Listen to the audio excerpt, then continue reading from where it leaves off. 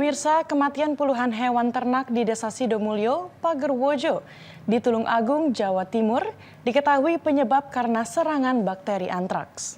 Pemirsa, 37 hewan ternak di Gunung Kidul mati mendadak. Beberapa diantaranya positif mengidap antraks. Dinas Peternakan dan Kepolisian Bone memeriksa satu persatu daging di tiap kios di pasar. Pemeriksaan digelar untuk mencegah peredaran daging yang terinfeksi antraks. Penyakit antraks merupakan penyakit endemik di Indonesia. Kejadian yang berulang sering dilaporkan terkait dengan antraks sering terjadi di beberapa daerah. Hal ini menunjukkan eksistensi bahwa antraks itu ada di Indonesia. Pada video kali ini, kita akan mencari tahu informasi terkait dengan antraks dan juga kita akan mencari tahu apa-apa yang telah dilakukan oleh berbagai pihak terkait dengan pencegahan penyakit antraks dan juga penanggulangannya. Mari kita mencari informasi, mengulas informasi dari para ahli yang kompeten terkait dengan penyakit antraks ini. Oleh pemerintah Indonesia, penyakit antraks merupakan salah satu dari 25 penyakit hewan menular strategis yang dapat menimbulkan kerugian secara ekonomi, keresahan masyarakat, dan kematian hewan yang tinggi. Menurut OII, penyakit antraks merupakan salah satu penyakit hewan yang masuk dalam daftar penyakit penting yang terkait dengan importasi dalam perdagangan internasional. Penyakit antraks disebabkan oleh bakteri Bacillus anthracis yang merupakan bakteri golongan gram positif berbentuk batang.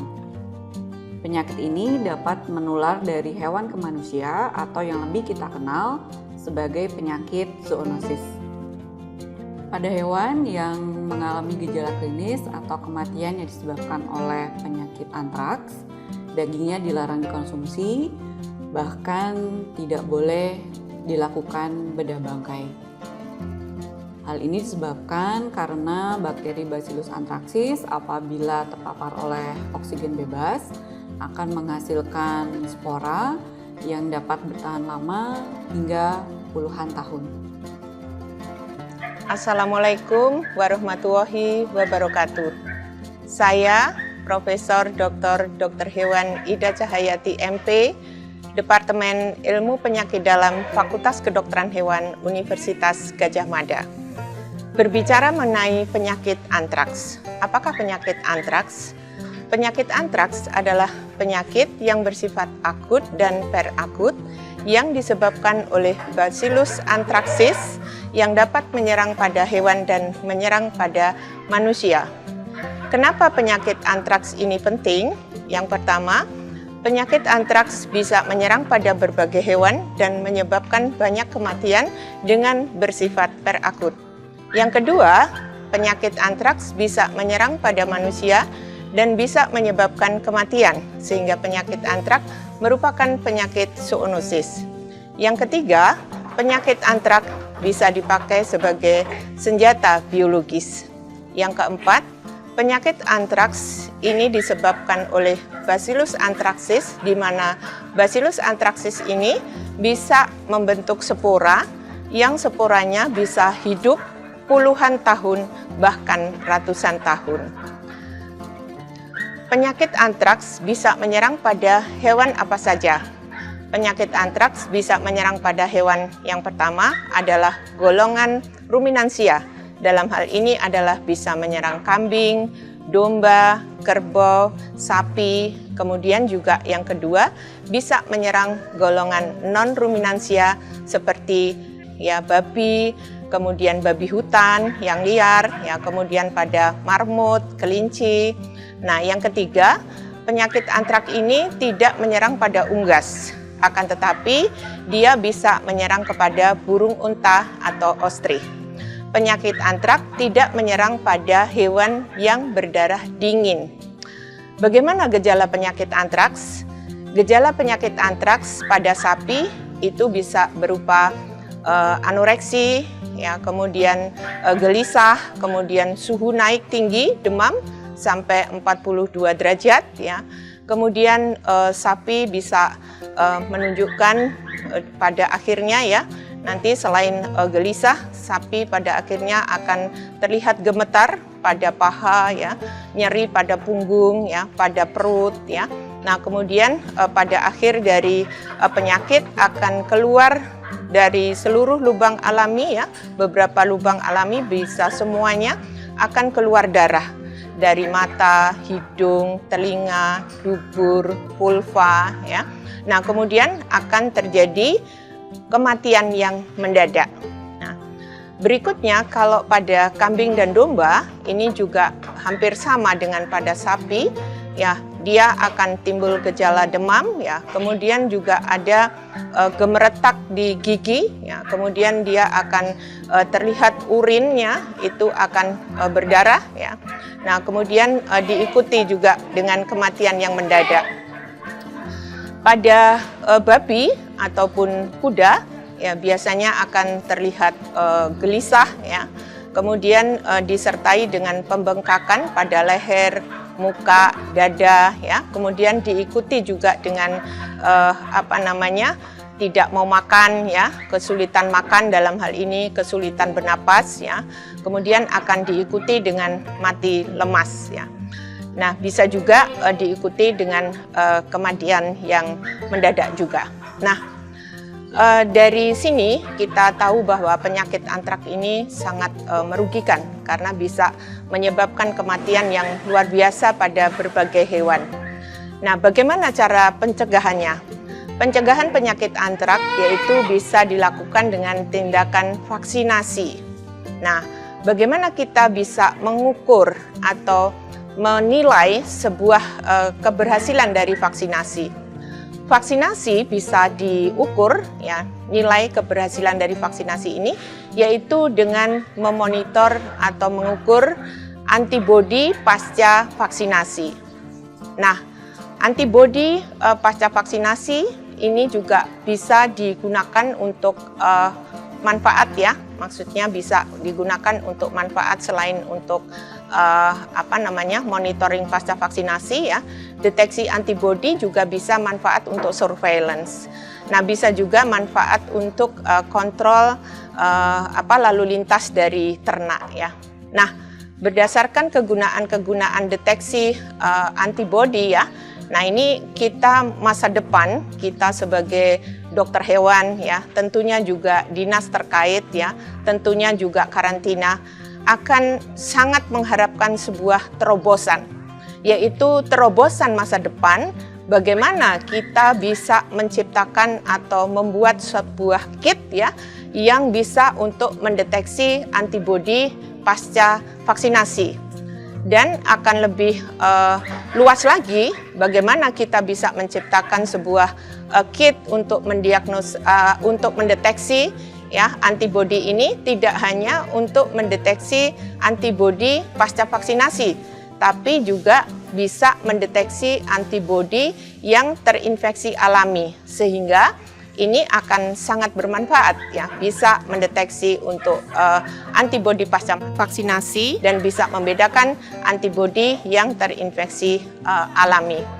Kita sangat berharap dan sebuah terobosan ini bisa terwujud di masa depan. Demikian dari saya, Profesor Dr. Hewan Ida Cahayati MP dari Departemen Ilmu Penyakit Dalam Fakultas Kedokteran Hewan Universitas Gadjah Mada. Wassalamualaikum warahmatullahi wabarakatuh. Saat ini saya berada di Departemen Teknologi Hayati dan Veteriner, Sekolah Vokasi Universitas Gadjah Mada, untuk menemui Dr. Aziz yang berdasarkan informasi yang kami terima bahwa beliau saat ini sedang mengembangkan riset terkait dengan kit deteksi antraks. Untuk itu, mari kita temui beliau. Selamat pagi Dr. Aziz, semoga sehat selalu ya pagi hari ini. Selamat pagi juga Dr. Rosid. Alhamdulillah kabar saya sehat. Semoga kabar Dr. Rosid juga dalam keadaan sehat nggih. Dr. Aziz, informasi yang saya terima, jadi pada akhir-akhir ini program studi teknologi veteriner dari UGM sedang mengembangkan sebuah penelitian terkait dengan kit deteksi antraks itu, Dok. Jadi Bisa dijelaskan gitu dok, terkait dengan penelitian yang sedang dilakukan ini? Terima kasih Dok Rosid atas pertanyaannya. Jadi benar sekali, pada saat ini Prodi Sarjana Terapan Teknologi Veteriner Sekolah Vokasi UGM sedang melakukan riset atau mengembangkan riset terkait dengan pengembangan kit deteksi terhadap penyakit antrak. Mungkin bisa saya lebih detilkan, kit deteksi yang sedang kita kembangkan ini adalah kit deteksi untuk mengukur titer antibodi terhadap penyakit antrak. Kita ketahui bahwa di Indonesia pada saat ini sebenarnya memang vaksinasi terhadap antrak atau vaksin antrak itu sudah ada, tetapi memang sampai dengan saat ini untuk memonitor titer antibodi pasca vaksinasi ini belum tersedia. Nah, Prodi Tekvet pada saat ini mencoba untuk mengembangkan bahan dasar dalam pengembangan kit ELISA antrak, yaitu adalah coating antigen atau antigen dari Bacillus anthracis. Bisa dijelaskan lebih detail dok, jadi terkait dengan langkah riset yang telah dilakukan saat ini? Baik, terima kasih Dok Rosid. Jadi di dalam pengembangan kit ELISA antrak ini atau kit ELISA untuk mengukur titer antibodi terhadap antrak ini, memang coating antigen merupakan hal yang sangat penting ataupun krusial. Nah, Prodi Tekvet saat ini menggunakan metode teknik cloning gen, Dok Rosid. Jadi dari Bacillus anthracis kita mengambil gen yang memang biasanya berada di permukaan atau surface protein ataupun gen yang berkaitan dengan faktor-faktor virulensi dari Bacillus anthracis sehingga dapat menyebabkan penyakit pada hewan.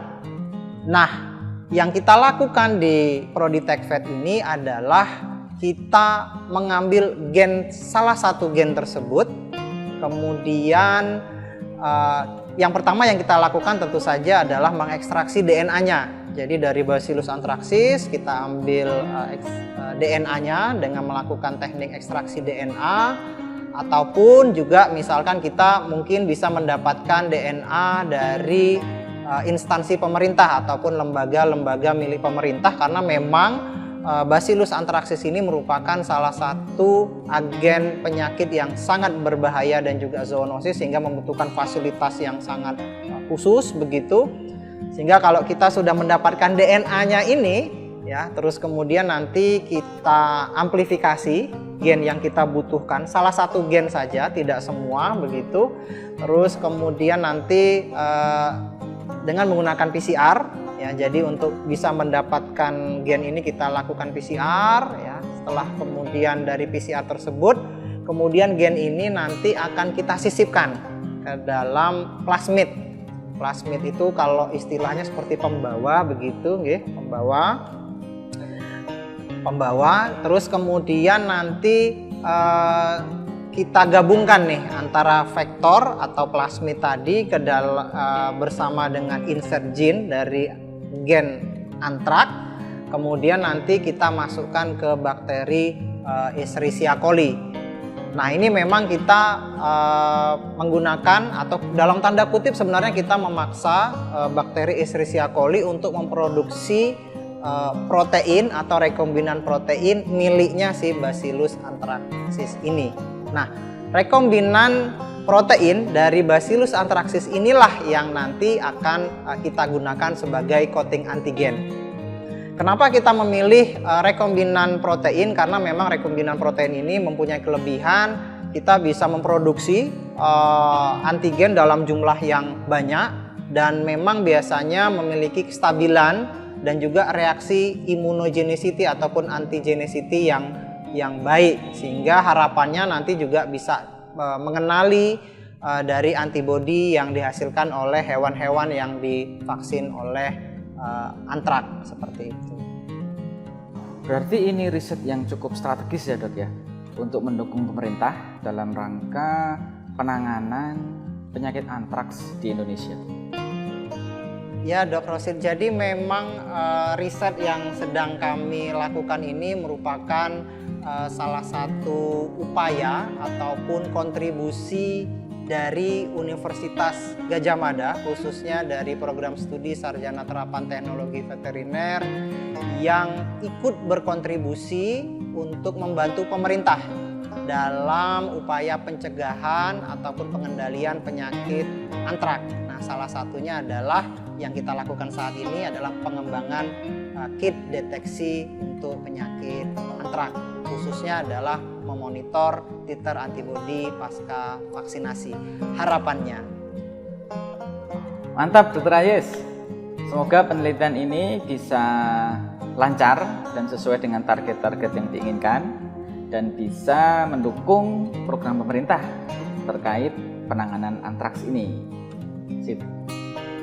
Ya, Dok Rosid, jadi memang mohon doanya begitu, semoga kegiatan riset yang kami lakukan ini bisa segera mendapatkan hasil, khususnya rekombinan protein dari Bacillus anthracis. Makasih Dr. Ayes atas diskusi yang sangat menarik ini dan semoga sukses untuk Prodi Teknologi Veteriner Universitas Gadjah Mada ini. Makasih. Terima kasih juga Dok Rosid, sama-sama. Dari penelusuran yang telah kita lakukan, antraks masih menjadi pekerjaan rumah bagi Indonesia.